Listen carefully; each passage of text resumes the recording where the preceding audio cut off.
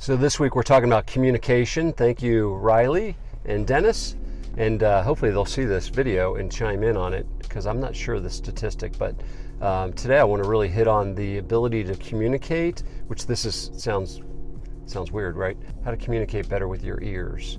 Like when you think of communication, I always thought of speaking, or I even thought of body language and stuff, facial expressions. As Riley and Dennis were sharing with us on Monday to our staff, is that only 7% of communication is done through words.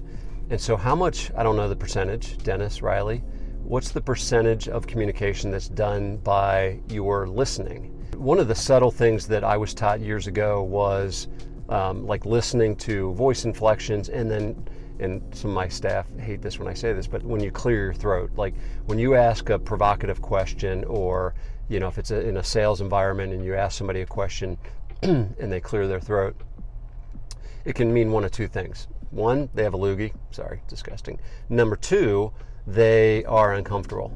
And that doesn't mean they're about to tell you a lie. It just means there's a level of discomfort.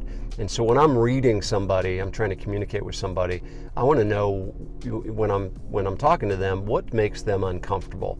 And then in my mind, really quick, I'm thinking, why? Why are they uncomfortable? Why are they uncomfortable? How much communication is done with your ears, listening to voice inflection? So when, for project managers, I'm talking to them about like listening, asking questions, and then shut up and listen. Even a sigh when you're delivering a price, like, Mrs. Smith, do you have a few minutes to go over your quote? I'm going to email it to you, and I'd like to go over it with you for a second.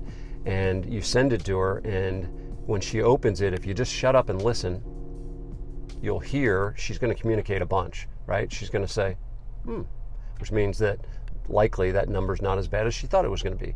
Or, which means it's likely that number's much higher than she thought it was going to be. If you listen, there's a ton of communication that's done. Now, I am not good at this, right? So I just gave you a couple pointers of things that I've been taught, but overall, I think my wife would say to you that I'm not a great listener, right? So I don't know what my staff would say, but it's definitely something that I need to get better at from a communication standpoint, because as many people have shared with me, I talk a whole lot.